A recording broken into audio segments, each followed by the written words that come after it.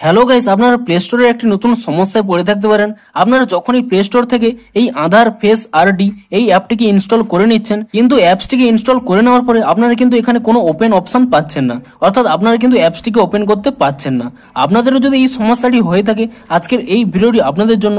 আপনাদের এই ভিডিওটিতে জানাবো যে এখানে আপনারা এই অ্যাপটিকে ওপেন করতে পারবেন কি করে, কিংবা যদি ওপেন নাও করা যায় তাহলে এটিকে ইউজ করবেন কি করে। তো তার জন্য পুরো ভিডিওটি অবশ্যই দেখতে থাকুন। হ্যালো গাইস, আমি সৌরভ, আপনারা দেখছেন ইস্যুটেক। চলো শুরু করা যাক।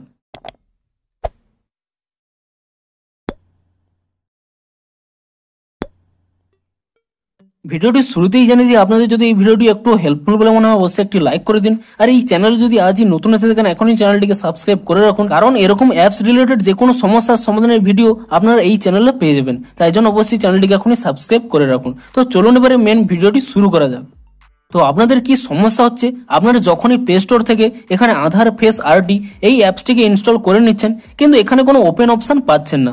আপনারা শুধুমাত্র এখানে আনইনস্টল অপশন পাচ্ছেন, এবং এই আনইনস্টল অপশনে ক্লিক করার মাধ্যমে এই অ্যাপসটি কিন্তু আনইনস্টল হয়ে যাচ্ছে। কিন্তু যখনই আপনারা পুনরায় ইনস্টল করছেন, এখানে কিন্তু কোনো ওপেন করার অপশন পাচ্ছেন না। তো আপনারাও যদি এই সমস্যায় পড়ে থাকেন, তাহলে আপনারা কি করবেন, দেখুন আপনাদের কিন্তু এই অ্যাপসটি অবশ্যই ইনস্টল হয়ে গেছে, তাই জন্যই কিন্তু এখানে আনইনস্টল অপশনটি শো করছে।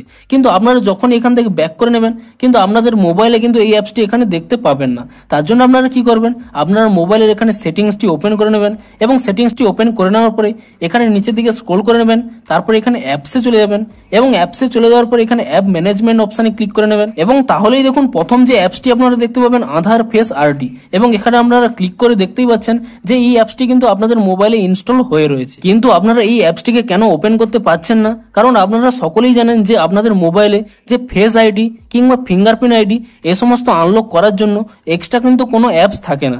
আপনাদের মোবাইলে যখন এখানে ফাংশন কাজ করে, ঠিক তখন কিন্তু অটোমেটিক্যালি কাজ হয়ে যায়। ঠিক তেমনই এখানে এই আধার ফেস আরডি এটিও একটি ফেস আইডিকে এখানে স্ক্যান করার জন্য এই অ্যাপটিকে এখানে প্লে স্টোরে দেওয়া হয়েছে। আপনারা এটিকে কিরকম কাজ করতে পারবেন, দেখুন আমি যদি এখান থেকে ব্যাক করে নিই এবং পুনরায় এখানে প্লে স্টোরটি ওপেন করে নিই, আপনারা এখানে অবশ্যই জেনে থাকবেন এখানে এম আধার বলে একটি আপনারা অ্যাপ পেয়ে যান, এবং সেই অ্যাপে আপনারা কি করতে পারেন, দেখুন সেই অ্যাপটি যদি আপনারা এখানে ওপেন করে নেন, এবং তাহলে এখানে আপনাদের ল্যাঙ্গুয়েজটি সিলেক্ট করতে পারেন, এবং তারপরে আপনারা কি করতে পারেন, আপনাদের এখানে ডিজিটালি আধার কার্ড ডাউনলোড করতে পারেন, কিংবা আধার কার্ডে এখানে বিভিন্ন কাজগুলো আপনারা করতে পারেন। এবং সেক্ষেত্রে কি হয়, যে ক্ষেত্রে আপনাদের এখানে আধার কার্ডের ফেস আইডিটি ভেরিফাই করতে হয়, সেক্ষেত্রে কিন্তু আপনাদের ওই অ্যাপসটি ইনস্টল করা থাকা চাই। এবং সেই অ্যাপসটি যদি আপনাদের ইনস্টল করা থাকে, তাহলে এখানে যখনই আপনাদের ফেস আইডি চাইবে, তখনই সেই অ্যাপসের মাধ্যমেই আপনাদের কিন্তু ফেস আইডিটি রেকর্ড হবে, এবং এখানে কিন্তু আপডেট হবে। এবং এই জন্যই কিন্তু সেই অ্যাপসটি আপনাদের মোবাইলে ইনস্টল হওয়া সত্ত্বেও ওপেন করা যাচ্ছে না, কারণ এটি কেবলমাত্র আপনাদের ফেস আইডিকে স্ক্যান করার জন্যই এখানে আপডেট করা রয়েছে।